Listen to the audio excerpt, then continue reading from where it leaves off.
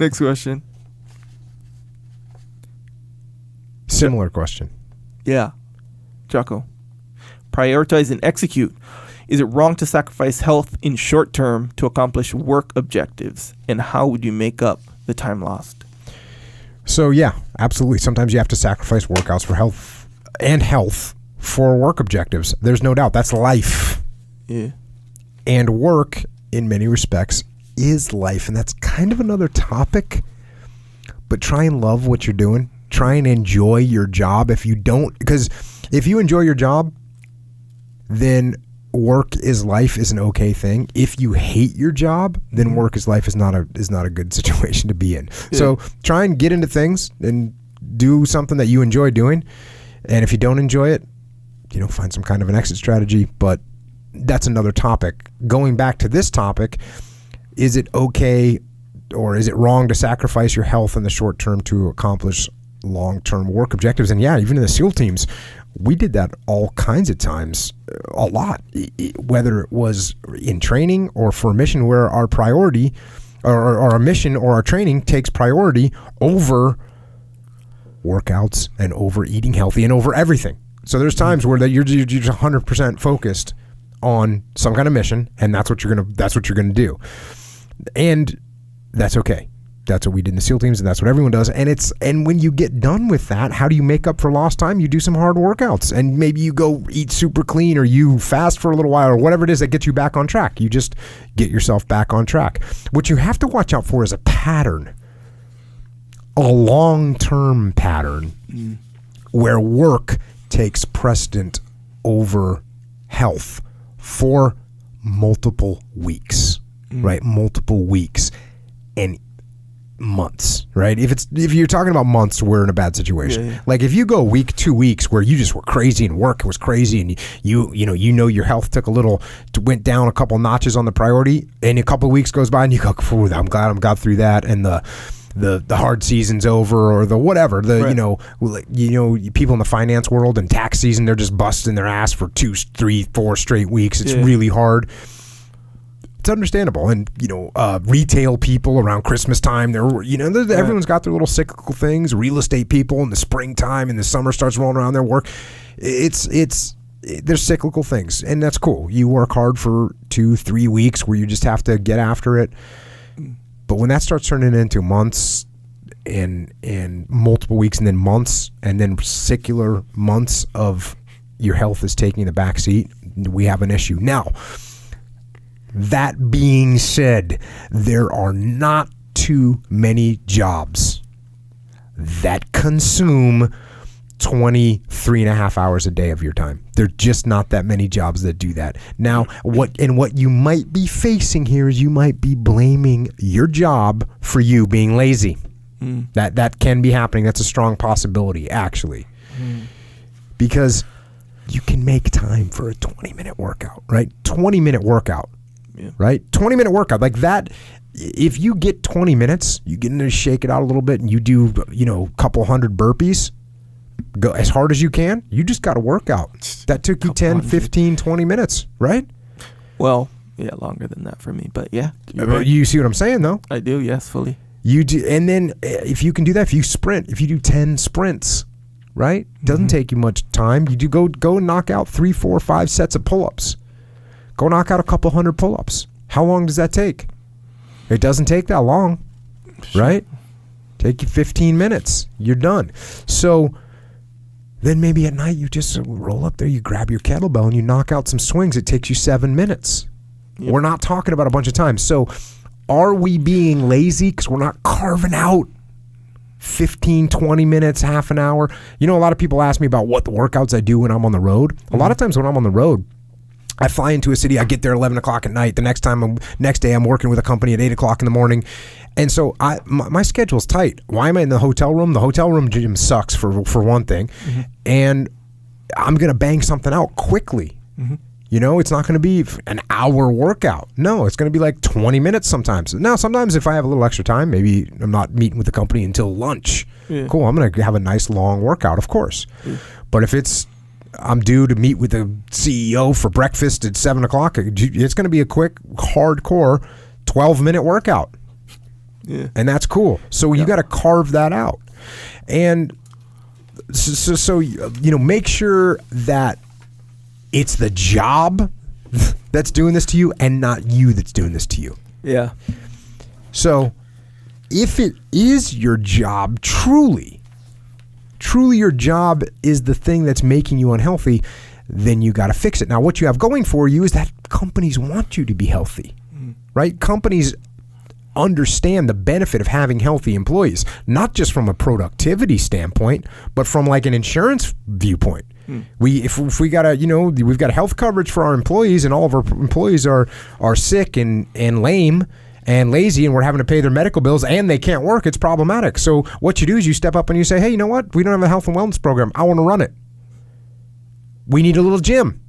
Oh, it's going to cost money? Yes, it's going to cost money, but I'm going to save you money in productivity. I'm going to save you money in insurance. I'm going to write a point paper on that. I'm going to win that one all day long. We're going to put a gym in the lounge, and we're going to put some mats in the donut room. You know what I'm saying? So we're going to do it.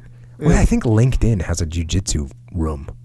You mean LinkedIn, the company, like the headquarters? I think I saw a picture of they have a jiu-jitsu room. Good idea. Yeah, you wouldn't even have to pay me to work there. I'd be like, oh, you got jiu-jitsu room? Boy. Free membership. Yeah. So go. Step up. Your company, I'll guarantee your company wants you to be healthy. So step up, maybe take a leadership role in forming the health and wellness program for your company. Get it? Funny, my brother's company, Frag Mob. They don't have mats in obviously in the office, but yet, yeah. But we are working on that. It's funny though. He'll do this. He'll encourage people to go to jiu-jitsu. To the point where they have rash guards even. Yeah, we have a pretty good representation from Frag Mob at the gym. Yeah. You know what I call everyone from Frag Mob that trains? You know what I nickname them? What? All of them? Frag Mob. Everyone from Frag Mob, that's what I call them. That's their actual name. Frag Mob. It's not gym anymore. It's Frag Mob. No, your name is Frag Mob. Yeah. So, but that's good because it becomes this culture that kind of catches on, know, where, and this is just jiu-jitsu. It can be kind of anything, CrossFit or even spin, I don't know, whatever. But jiu-jitsu is kind of good because it's one of those ones that you can kind of come and talk about it and, hey, I choked you out or you choked me out kind of thing. You can choke your boss if he's there. It's like that kind of stuff. It's real fun. Choke your boss. And they even have like I said, rash guards. The rash guards, like if you work for Frag Mob, it'll say staff on the back. It'll have they do like AI and development stuff like that. So the staff one will be what does it have on the sleeves? Like digital circuitry. Yeah. And then the other one will say security. That's like friends of the friends of the family. But isn't there a difference whatever. Also between the hardware and the software rash guards? Right. That's what I mean. That's exactly what it is. One. So the guys who actually work for Frag Mob have the software rash guards that has like circuitry on the design, and then the hardware. Oh no! Sorry, the software is the little zeros and ones, code, like Matrix. The code. Yeah, yes, exactly. And the security guys who work. Anyway, nonetheless,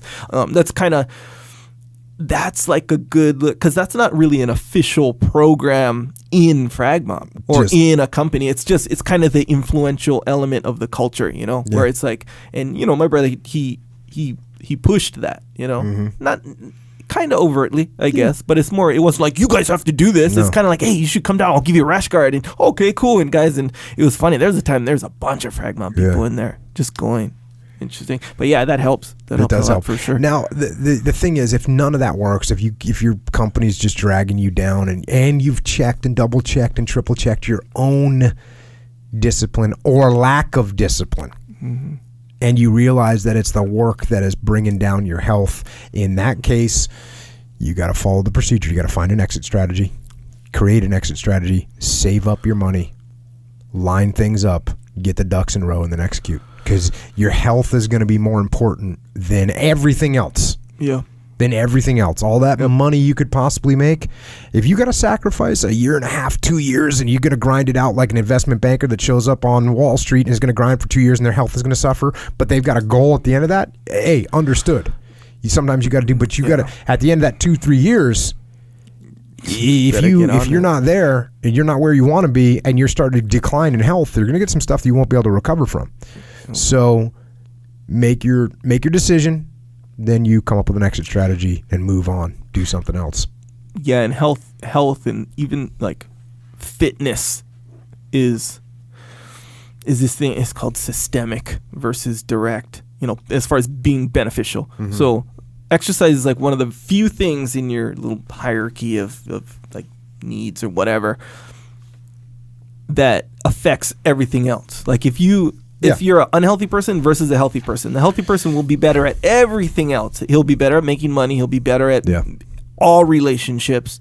He'll be better, obviously, health-wise in and of itself. I mean, obviously, if you've got some guy that's brilliant and really out of shape versus a guy that's an idiot who's in great shape, right, the brilliant person's probably going to make more money and do better in the long run. I mean, we're talking, you have to put them on a level in intellectual playing field. Yeah, you're talking about the same person. Oh, yeah, then for sure, but the healthier person was going to win. But and compare that to the direct thing. Like, well, people be like, hey, making money is important, so it's more important than health. But here's the thing, making money doesn't improve your health. Making money doesn't necessarily improve friendship or romantic relationships necessarily. In fact, a lot of times it damages them. A lot of the times. Health doesn't damage anything. It improves everything. There's not anything that I can think of, anyway, that health makes worse. Yeah. Or being more fit makes worse.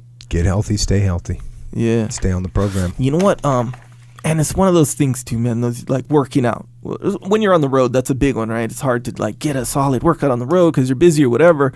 But this is gonna sound crazy, but when you think about it, it's not crazy, but sound kind of unrealistic. So this is what I've been doing recently when we went to New York for the muster and like all these other stuff. Before I go, I'll research jiu-jitsu gyms and fitness gyms where I can work out, because like you said, the hotel gym is like, if you don't have anything else and but you still have time, okay, good. But I research where are the gyms and prepare, like, okay, how long is it going to take me to get there, work out, get back, all this stuff, and then you fit it in your schedule. And here's the thing, if you don't want to fit it in your schedule, then don't work out. Then health is not for you then. But if you're like, oh, you're asking, this kind of question where, is it wrong to sacrifice health and all this stuff? That means you're concerned about health. Then be concerned about health. You can fit it in. Yeah. Be surprised what you can fit in. Just like you don't have to get that good of a workout, but you're fitting it in. But here's the thing. You can fit in a good workout. You just got to make room for that. You got to plan for that. It's a psychological win, too. Like, if I'm going to speak somewhere, at a minimum, I'll do a couple hundred burpees when I wake up, because that just gets the blood flowing. You're ready to rock and roll. Yeah. Bro, at the muster, there was no break in the program. I went to 24 Hour Fitness. I rolled a hard one at Henzo's, and then we rolled at the muster, which wasn't hard necessarily, but there was a lot of rolls in there. Yeah. And so, man, there was no break in the program. But the point is, because I knew I made time. Exactly right. It was important. And I don't want to say it's important like it's the number one priority. I'm saying it's part of the whole what I'm doing. If it's not part of what you're doing, then don't be healthy. Then don't make it part of what you're doing. I vote against you on that one. I say make time, be healthy. Yeah, I think so too. That's my opinion. But I'm saying, people, I know exactly what you're saying. People you're saying be like, I don't have time. Yeah. My job is so whatever. Hey, if you straight up don't have time, then you don't have time. Health is not for you. You chose everything else over health, and that's up to you. I'm going to go ahead and go out on a limb here that most people, you can make time. That's the point. Yeah. That's my whole point. Wake up a half hour earlier. Yeah, because you know when you really don't have time. Yeah. Like one time, I don't know, 2 or 3 months ago, we came in and we skipped jiu-jitsu to record the podcast. Right. And I was like, man, we skipped jiu-jitsu to record the podcast. We had no choice. Right. It was like, if we didn't do that, we weren't going to get it done. I think I had a flight in the afternoon. Right. And we just had to do it. Yeah. And so, occasionally those things happen. Yeah, so consider that, right? So it's either skip jiu-jitsu one day and get the podcast out, or don't. We could have chosen train jiu-jitsu, don't do the podcast. But at that point, given all the circumstances, the podcast out one day and skipping jiu-jitsu one day is more important for that one day, because it's not like we're giving up jiu-jitsu completely for this, but it's not that. We were actually holding the line with the podcast. Exactly right. And that was important that day because we were kind of faced with that thing. What do you give up? So that's the question. What do you give up? Do you give up watching, a movie in room service? Do you give that up? Well, give that up. Yes, give that up. Like I said, hey, if you don't have time, you know what's weird? When I go to hotels, I don't even turn on the TV. Yeah, man, I don't even turn on the TV because I don't have TV at home. And so, I don't know, a year or two ago, I went to some hotel and I turned on the TV. And next thing I know, an hour and a half went by, and I was watching some movie from 1986. Zoolander? Going, you've got to be kidding me. Turn it off. And you know what I always do? I hang my chalk bag on the TV. That's my standard operating procedure. I hang my chalk, because you know how they're all the thin TVs now? When you travel? When I travel. So you bring your chalk bag? Yes. I bring a chalk bag. I bring sweatbands for my wrists because I sweat. Mm-hmm. I bring a chalk bag. I bring my little notebook. Dang, I bring a mobility wad ball to do some mobility work. Yeah. And I bring some 1-inch tubular nylon that I use to stretch. Oh, dang, that's what I bring. So you're good to go regardless. Occasionally, like when we went to the muster, I brought rings with me. Yeah, I saw that. That was good. Because I knew I was going to be on a tight timeline. I knew I was going to have to, get some workouts done. Yes. And I traveled a little bit heavier. Yeah. Because I normally travel really light, but I had an extra bag, so then rings. Amen. No factor. You were there for a while too. Yeah. A couple of weeks. Yeah, I was in Austria and then came back to New York and then from New York to Texas. So it was a road trip. Yeah.